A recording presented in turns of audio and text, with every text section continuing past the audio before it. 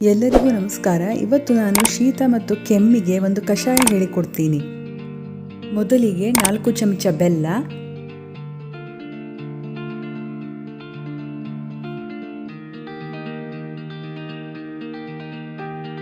1 tea spoon ಒಣಶುಂಠಿ ಪುಡಿ,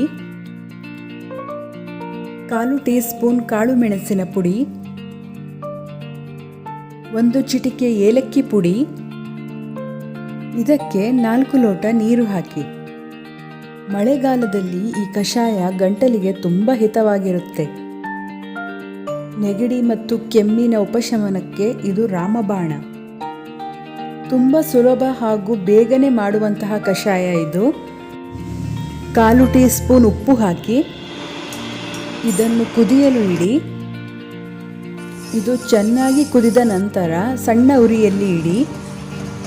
ಸಣ್ಣ ಉರಿಯಲ್ಲಿ 1 ನಿಮಿಷ ಕುದಿಸಿ ಗ್ಯಾಸನ್ನು ಆಫ್ ಮಾಡಿ ಇದಕ್ಕೆ 1 ಟೀ ಚಮಚ ಲಿಂಬೆ ರಸ ಸೇರಿಸಿ. ಸಿಂಪಲ್ ಆಗಿರುವ ಸುಲಭವಾದ ಕಷಾಯ ಸವಿಯಲು ಸಿದ್ಧ. ನಿಮಗೆ ಈ ವಿಡಿಯೋ ಇಷ್ಟ ಆಗಿದ್ದರೆ ಲೈಕ್ ಮಾಡಿ, ಶೇರ್ ಮಾಡಿ ಹಾಗೂ ನಮ್ಮ ಚಾನಲಿಗೆ ಸಬ್ಸ್ಕ್ರೈಬ್ ಆಗಿ. Thank you.